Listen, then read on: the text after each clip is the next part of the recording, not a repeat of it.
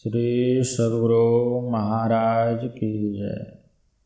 परम आराध्य देव संत सद्गुरु महर्षि मेहि परमहंस जी महाराज की वाणी। सत्संग सुधा सागर। संत वाणियों के अनुकूल चलें। प्यारे लोगों, हम लोग सत्संग करने के लिए यहाँ पर एकत्र हुए हैं। सत्संग में संतों की वाणियों को पढ़ते समझते हैं। परम श्रद्धेय बाबा देवी साहब जी द्वारा प्रचारित इस संतमत के अनेक प्रचारक पहले हो चुके हैं, परंतु उन प्रचारकों के नामों पर अलग अलग पथ या संप्रदाय भारत में वर्तमान हैं, जैसे कबीर पंथ, नानक पंथ, दरिया पंथ और राधा स्वामी पंथ आदि। सत्संग का इस प्रांत में सन 1892 या 1896 ईस्वी से आरंभ हुआ और उसी समय इसकी नींव भागलपुर में पड़ी तथा वहीं से प्रचार भी हुआ। अवश्य ही उस समय पटने में भी सत्संगी थे, किंतु उन लोगों ने प्रचार करने की कोशिश नहीं की। पटने में एक बंगाली डॉक्टर सत्संगी थे। श्री गुरु महाराज के साथ पटना जाने पर मैंने उन्हें देखा था। अब ऐसा मालूम होता है जैसे पटने में अपने सत्संगी ही नहीं हैं। यह प्रवचन आज से कई वर्ष पूर्व का है। गुरु महाराज का उपदेश है, संत वाणियों को पढ़ो, समझो और उनके अनुकूल चलो। इतने दिनों में मैंने कोई नई बात सुनी हो या मुझे कोई नई उक्ति आई हो तो मेरा ज्ञान कहता है, नहीं, सब बातें पुरानी ही हैं। जिस ज्ञान को ऋषियों तथा संतों ने कहा, उसे ही बुद्धि वचन के फेर फार में लाकर दूसरे ढंग से औरों ने भी बताया। इसका मतलब यह नहीं कि पुरानी बातों को ही माने, नई को नहीं। यदि नई बातों से लाभ हो तो क्यों ना माने, किंतु संत मत की सब बातें पुरानी हैं, जिन्हें संतों ने वचन रूप में हम लोगों के लिए रख दिया है। लोग संसार के सब दुखों से छूट जाएं, इसी विशेष अभिप्राय से संतों ने उपदेश दिया है। संत पंथ अपवर्ग कर, कामी भव कर पंथ, कहें संत कवि कोविद, श्रुति पुराण सदग्रंथ। गोस्वामी तुलसीदास जी। संतों का मार्ग मोक्ष में पहुँचाने का है। उनका मार्ग संसार सागर को पार करने के लिए, संसार के सारे बंधनों से छूट जाने के लिए। उन्होंने ऐसा नहीं कहा कि वर्ण भेद से, जाति भेद से या देश भेद से कोई इसके योग्य है व कोई इसके योग्य नहीं है, किंतु हाँ, आचरण भेद से योग्य व अयोग्य अवश्य है। गुरु महाराज कहते थे, जिसको भजन करने के लिए 2 घंटे की भी फुर्सत ना हो, उसे भजन अभ्यास मत बताओ। संसार में उत्तम ढंग से बरतो।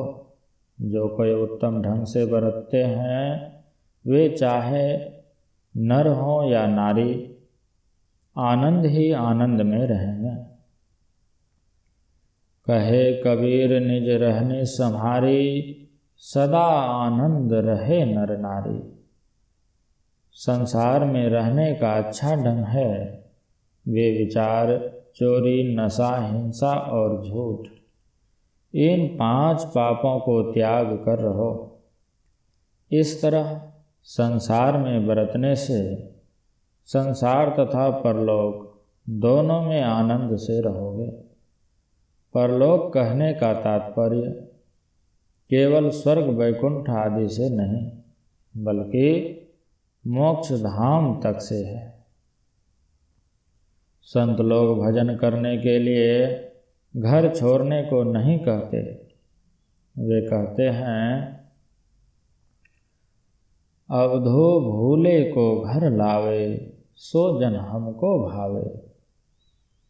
घर में जोग भोग घर ही में, घर तजी बन नहीं जावे।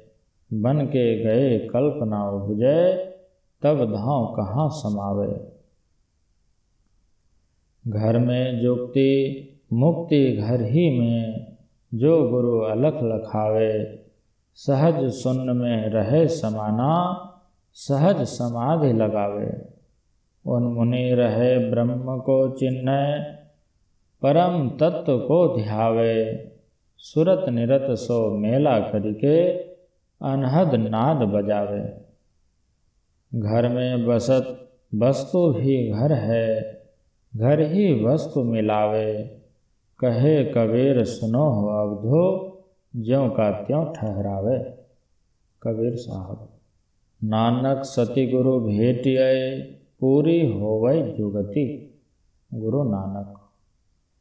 यह बात बहुत प्रसिद्ध है कि संतों का भेद और पंडितों का वेद, दोनों में बड़ा संबंध है। यदि दोनों हैं तो सोने में सुगंध है। वेद का अर्थ ज्ञान और भेद रहस्य व मर्म को कहते हैं। इसी को योग युक्ति भी कहते हैं। योग हीनम कथम ज्ञानम, मोक्षदम भवति भोः। योगो अपि ज्ञानहीनस्तु, न क्षमो मोक्ष कर्मणि। तस्माज् ज्ञानम च योगम च, मुमुक्षु दृढ़ं व्यसेत। योग सिखोपनिषद। योगहीन ज्ञान मोक्षप्रद भला कैसे हो सकता है, उसी तरह ज्ञान रहित योग भी मोक्ष कार्य में समर्थ नहीं हो सकता। इसलिए ज्ञान और योग दोनों का दृढ़ता के साथ अभ्यास मुमुक्षु को करना चाहिए। संतों की वाणी और सत्संग में ज्ञान और योग प्राप्त होते हैं। गुरु नानक कहते हैं, जैसे जलमहि कमलो निरालमो, मुरगाई नैसाने। सुरति शब्दे भव सागरो, तरिये नानक नाम बखाने। रहे एकांति एको मनि बसिया, आशा माही निराशा। अगमो अगोचर देखि दिखाए, नानक ताका दासो। बिनु सतगुरु सेवे जोग न होई, बिनु सतगुरु भेटे मुक्ति न कोई। बिनु सतगुरु भेटे नामो पाइया न जाई, बिनु सतगुरु भेटे महादुख पाई। बिनु सतगुरु भेटे महागर्वी गुवारी, नानक बिनु गुरुमुआ जन्मो हारी। ऊपर की वाणी में बतलाई हुई युक्ति से जो नहीं रहते हैं, परंतु क्षणभंगुर शरीर, स्वल्प जीवन काल और दुख परिणामी क्षणिक विषय सुख में जो लवलीन रहते हुए माते रहते हैं और इसी में अपना कुशल समझते हैं, वे अत्यंत भूल में हैं। उनको समझना चाहिए, चलना है रहना नहीं। चलना विश्वावेश, सहजो तनिक सुहाग पर। कहा गुथावे शीश, भक्तिन सहजो बाई।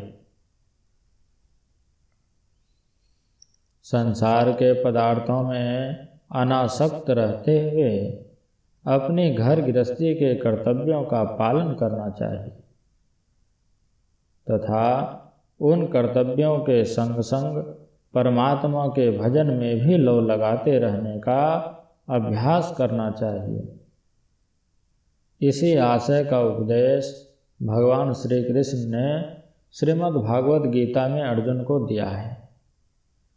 तस्मात् सर्वेषु कालेषु माम अनुस्मर युद्धय च। सदा मुझे स्मरण कर और जूझता रह। और संतों ने भी इस प्रकार कहा, जो कोई या विधि मन को लगावे, मन के लगाए हरि पावे। जैसे नटवा चढ़त बांस पर ढोलिया ढोल बजावे, अपना बोझ धरे सिर ऊपर सुरती बांस पर लावे। जैसे भुवंगम चरत बनी में ओस चाटने आवे, कभी चाटे कभी मनि तन चितवे, मनि तज प्राण गवावे।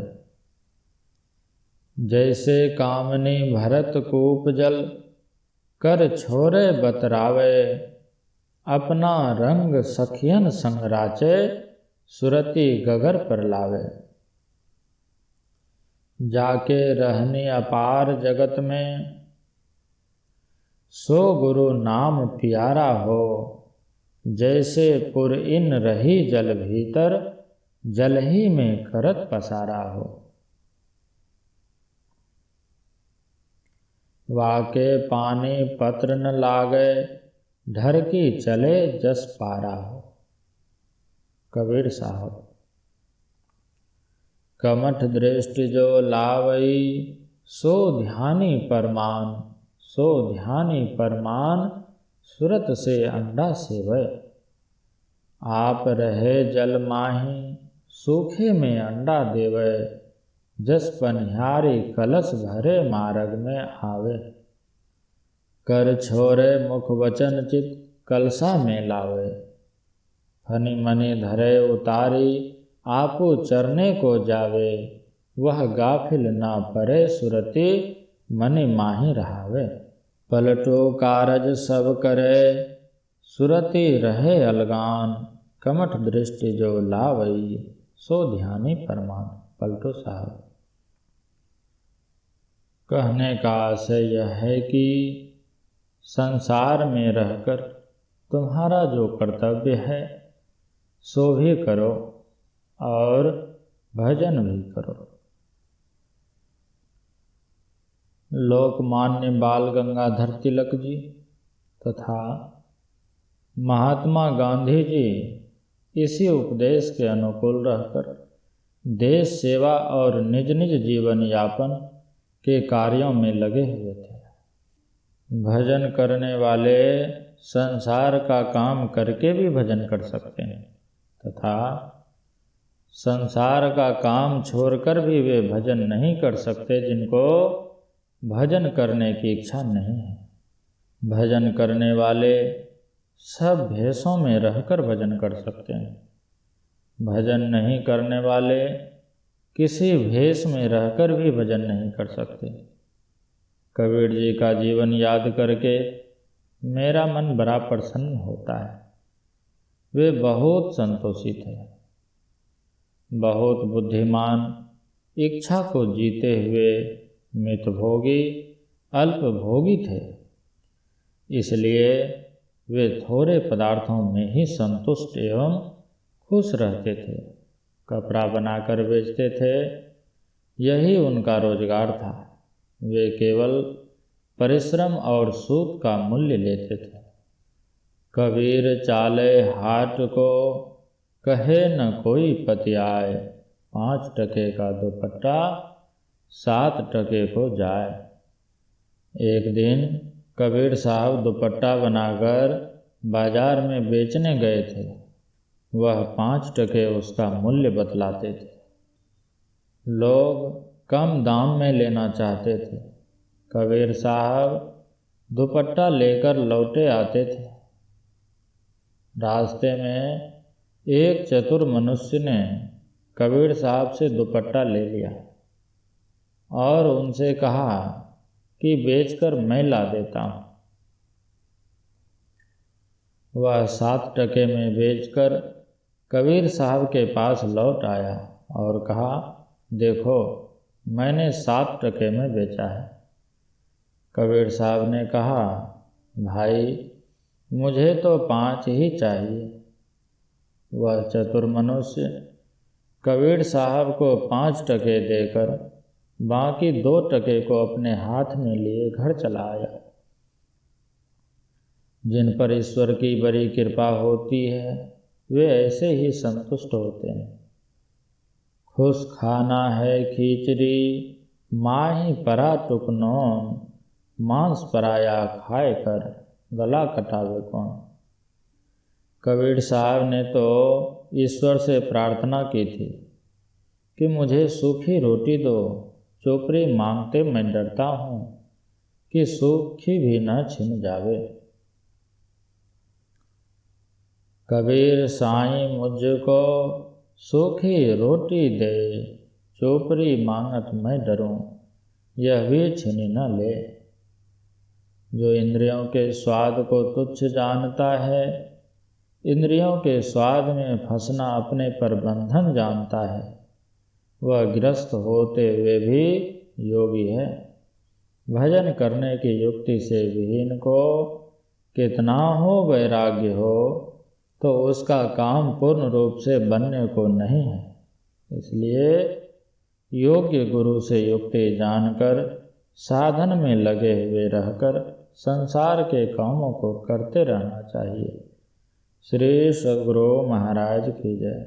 यह प्रवचन ग्राम धरारा, जिला पूर्णिया, जिला विशेषाधिवेशन के अवसर पर दिनांक 23/12/1951 ईस्वी के सत्संग में हुआ था। श्री सद्गुरु महाराज की जय।